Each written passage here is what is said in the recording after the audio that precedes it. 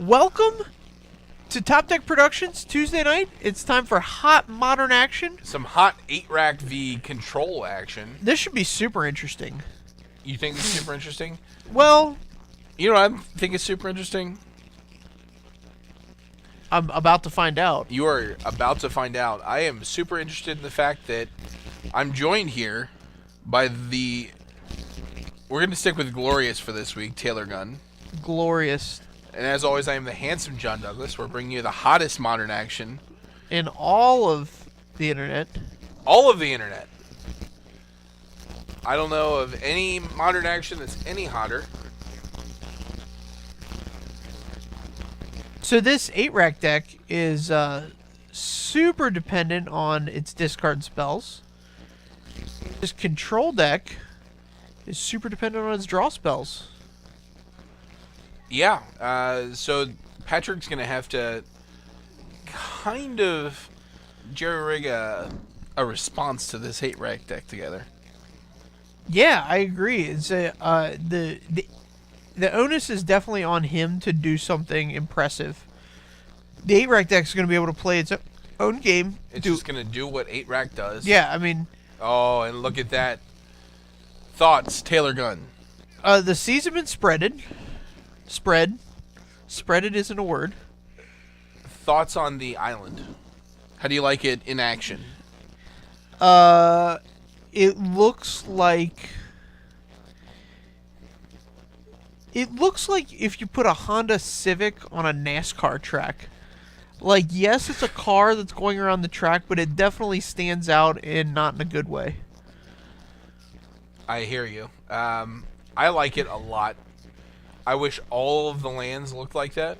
All lands ever? All lands ever. All cards ever, honestly. It's a beaut. It's a real beaut. You think just no borders, tiny print? Should we shrink them down to Yu-Gi-Oh size as well? No, because I want the cards to be the same size. I just think that Tell me what you think. I think that other games have like cards that look like this, and Magic cards look unique. Like you always know you're looking at a Magic card. Yeah, I'm looking at an island. It's a Magic card. No, you Looks would sweet. if Looks sweet, bro. disagree. All right, well. I think here's the one thing I do think. I think the mountains and the plains are sweet because when you get a lot of them lined up next to each other, then they look awesome. I think they're very cool for standard, not for modern. Because standard, you're more likely to play like a lot of basics. I guess. I want my modern lands, my modern basics to stand out a lot, though. Alright, so we have a Jace negative here, which is a mini factor fiction. So against 8-rack, you're always going to take the 2. There's no silver bullet in your deck against 8-rack. You're just going to keep on keeping on. Right, so 8-rack got to split 3 cards there, 2 and 1, and then Narsavage chooses one of those piles to put in his hand. A fifth of Jack has declared that he doesn't like art. At all? Quote, I don't like art.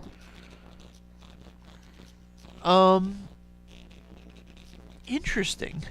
I don't think that's possible. I imagine he would do well in like a really sanitized environment then, like a Star Trek ship, prison. Prison. I mean, prison, like, very minimal art in prison. Disagree. I mean, obviously the prisoners are creating their own art, and they're going to decorate their space in their own way. Yeah. In whatever way they can. But you're certainly not, I think of art as anything that's, like, the pattern on the carpet somebody came up with. Right. So I could like see... that, in my mind, is a way we experience art. Here's a Search for Ascanta that hit the board. Now, if this card... Sick in standard. It's insane in standard. Interesting in modern. I'd like to see it play out well before I kind of make a judgment on it. But if it were to flip, I think it would signal the death knell for this 8-rack deck, because then he would be able to put 2 cards in hand every turn.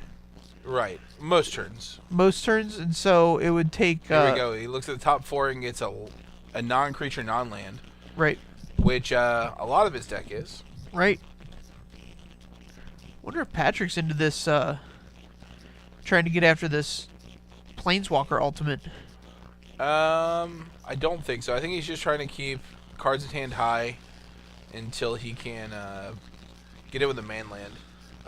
Yes, I know the audio sounds bad.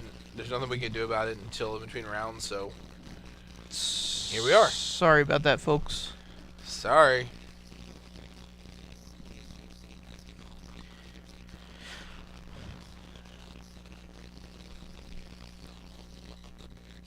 So what do you think?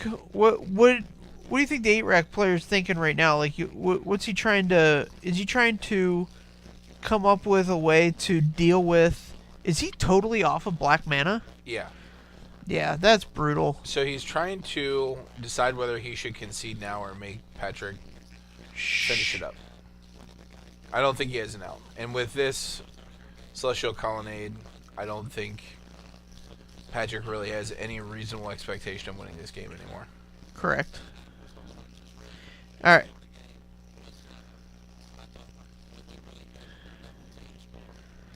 So there you see Patrick Narsavage. You can hear him on Wednesday nights talking about Standard. Yeah, talking about some Standard. I'll be here tomorrow night playing some Standard, hopefully. Oh, will you? Maybe, unless we get a team sealed together. We got the Grand Prix in January. 5 weeks, you said? 5 weeks. I was looking at my schedule at the salon today, and it's 5 weeks out. Wow. I know, right? It's going to be Christmas, New Year's. SCG There's Columbus. SCG in Columbus. Which is modern. Which is modern. You're going to have the pre-release for Rivals of Ixalan. Yeah. And then the Grand Prix. Get some Gorgons v Minotaur action going on. What? The Gorgons versus the Minotaurs. Is that happening in Ixalan? That's the rise of, or the rivals are Minotaurs and Gorgons. Oh, we didn't have enough tribes. Minotaurs and Gorgons, bro. We needed 2 more. Yeah, just more tribes. All right, tribe it up. I really like... There may only be 1 Gorgon and 1 Minotaur, as our spotter is pointing out. Right, we might saw only be 2 one. planeswalkers. Yeah, one's a Minotaur and one's a Gorgon. Right. So in my mind, that's the whole rivalry. Is the Cowheads versus the Snakeheads. Only one can win. Right. Who will it be? Snakeheads all the way. Snakeheads all the way. Wow. What if they're wearing jeans? What if they're wearing jeans? I don't get it. Are you talking about the Hurloon Wrangler? Yeah, absolutely. From... Was that unglued? That was unglued. Okay. We also had our 3rd unset drop this weekend. Past. We had a nice draft at the house. It was a little aggressive. It got a little aggressive towards the end. I don't think you were awake for that point, but No, I definitely went to bed as soon as it was past midnight and people were talking about putting a Commander game together. I was out. I'm like, all right, I'm done. sure. I'm done with this. I'm done with life. I'm done. Just for tonight, I'm done with life. We've decided there are no dinosaurs in Rivals of Ixalan. They've all been replaced by Gorgons and Minotaurs. Yes. Except for that black dinosaur that we know exists. So the one thing I loved about our last tribal set, Lorwyn. So there's been other sets that have had tribes in them, but they're not specifically tribal, whereas Ixalan, tribal is like the main mechanic. It's a main mechanic. Kind of. What do you mean? Kind of. It's not really the main mechanic, though. There are cards that are just like, do this except for pirates. Every time you cast a merfolk, you know what I mean? Like, yeah, I mean, dinosaurs you control get. Correct. But that's not. I don't think that's the main mechanic. It's one of the main mechanics. Okay. Okay. So I mean, we had humans tribal in Innistrad. Right, but there weren't other tribes that we were trying to... There was horror tribal, werewolf tribal, vampire tribal. I mean, all these had cards that referenced other... It was not nearly... The focus wasn't tribal. The Innistrad was focused on the storyline. It was a block made up of flavor cards. Look, you're not wrong. I'm just saying if you're going to draw these distinctions...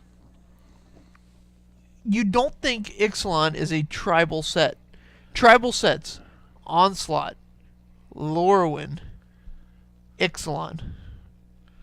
Other sets have had tribes in them, yes, because that's the nature of, like, going to a plane. There's going to be X type of creature on a plane. But Correct. I think these sets are distinctly tribal in nature. Why do you make me define things that are well established?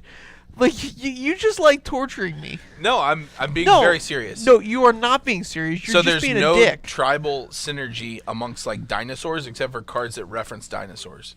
Like there's no tribal mechanic. So in like Onslaught, you had like very defined tribal mechanics. So like you had the clerics who were all about like the gaining life, and the zombies were all about recursion, and the goblins were all about doing whatever goblins do, which is just killing you very fast. In this, you have the dinosaurs, which are just big, but that's because they're dinosaurs. And you have the merfolk, which are small because they're merfolk. But like they don't have one cohesive mechanic that kind of puts them together as a tribe for a tribal block, is my point. So I'm saying you can't say it's a tribal block, but you can't say that tribal is one of the main mechanics, because I don't think tribal is a mechanic in it. So each tribe has their own mechanic. The pirates are raiders. The dinosaurs have enrage, or they get angry when you fight with them. Right. The merfolk have hexproof and +1/+1 counters. What's the fourth one? Why can't I think of it? Quit looking at me like that. You're such a butthead. All right. So here's the rack on turn 2. We don't have any spreading seas this game, so this puts Patrick at a pretty nice advantage. 2 discard spells into the rack. Yeah, once he gets that targeted discard going, he's in much better shape. Last time he had 2 Raven's Crime. Not as good as a Raven's Crime and a Thoughtseize. Absolutely not. All right.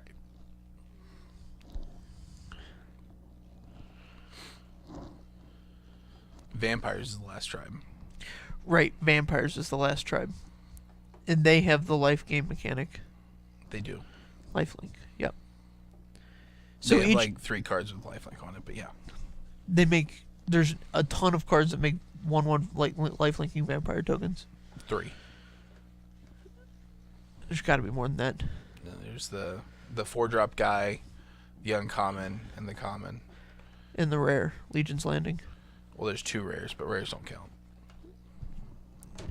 You heard it here first. In John Douglas's esteemed world of set building, rares don't count. Correct. I would think the rares count more than anything else. The rares set the tone. Not unlimited, bro. Well, I'm not talking about limited. I'm talking about the way the sets are designed. Okay. So if they You're wanted such to design... a dick. I'm done with you. You're just being an ass. Here's an Inquisition. If they wanted to design a tribal set... Looks like he's working with a Gideon. What's that card on the bottom? Is that another land? it's just mono lands and Gideons. All right. Let's see if we've got another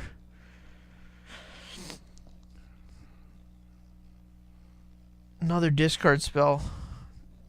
See, Raven's Crime here is where you want to be, because he's going to discard those lands, but you just care about getting him down to a certain number of cards now that you have the rack in play. Right. This Gideon's going to be very unimpressive with all these spirits. Oh my goodness, what a top deck. What a top deck. Get them all. Get them all. So spiritual.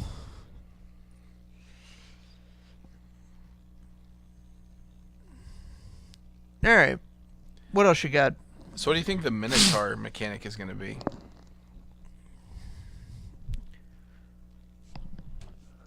I don't know. I don't even know how to engage in a conversation with you anymore, because you're taking things that are just obvious and making me explain them to try and make me look stupid. That's not the intention at all.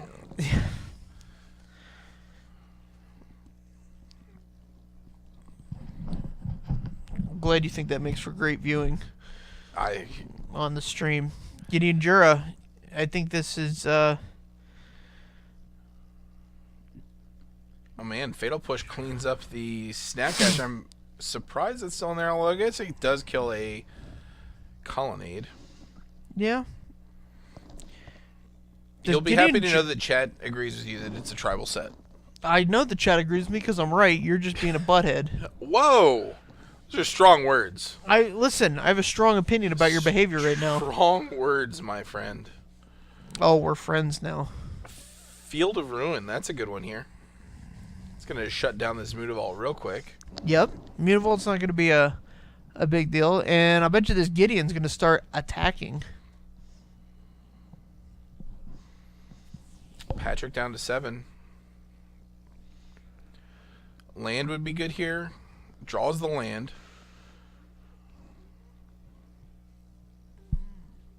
Let's see. Plays the land. Don't agree with that.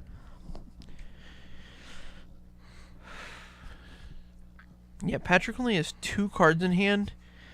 8-Rack's going to take 6 damage from the Gideon. So if he could have got him in some way, get him to 0 cards in hand. So I think he's casting this. He's trying to cast this Smallpox this turn. And that's just not good. Yeah, I would lead with... What's the other card? Is the other card a discard spell? I don't think it matters. You're not going to 15 him. Well, you can 15 him over the course of 2 turns. So you have 6 and 6.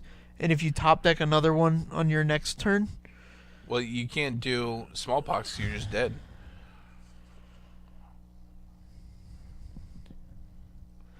All right. Unless it gets negated. Right. Smallpox is just as good as... Nope. Dead. Right. All right. Hmm. So we watched the control deck beat up on 8-Rack there. I don't think... We've been putting this 8-Rack deck on camera because I like watching it. Yeah. I don't think it's won one time.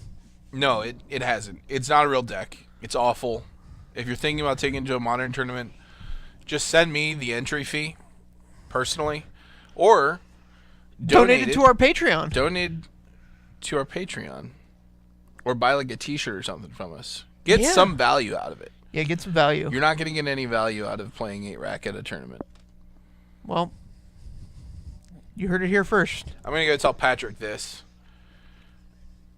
And we're going to go scout the field. We might scout the field. I'm not going to promise you anything. All right, I promise you I will scout the field, at least cursorily. All right, so we've got a scouter. I'm going to go give Patrick the business, and we'll see you guys back here in about, well, I guess about 25 minutes here for round 2. See you then.